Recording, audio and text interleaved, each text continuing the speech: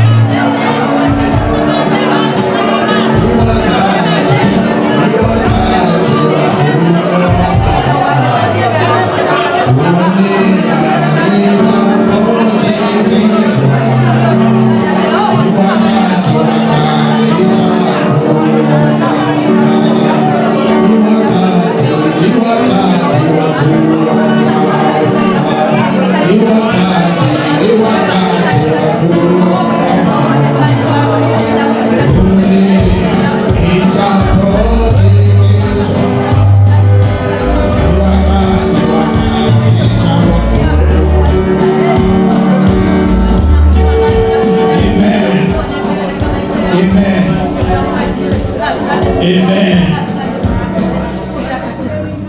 Baba, ninakushukuru ni kwa sababu ya waombezi hawa. Malango yako haitafungwa tena, maana Bwana una waombezi. Na Baba, ni watu wa maana katika madhabahu hii, wanapo Baba peana nafasi kwa ajili ya maombezi. Naomba Roho Mtakatifu kawatie nguvu. Naomba Bwana uwasaidie kama vile ulimsaidia Kornelia, japo alikuwa na kazi nyingi, lakini Bwana aliheshimia wakati aliyokupatia, na Bwana akaweza kuwa kumbukumbu mbinguni. Ninaomba Bwana kuanzia sasa, kanisa lako ambalo Bwana ni waombezi, wanaposimama katika zamu zao, Bwana wacha mbingu zikaweze kuangalia na zikaanze kuwatembelea. Kwa Bwana wetu Yesu Kristo nimeomba na kuamini. Amen. Bwana asifiwe. Tunapoondoka katika madhabahu, unaona utapatikana kwa maombi, andika hiyo karatasi, na baada ya ibada niletee hiyo karatasi kwa jina la Yesu. Bwana awabariki. Amen. Bwana awabariki. Andika hiyo karatasi, ukimaliza ibada niletee hiyo karatasi.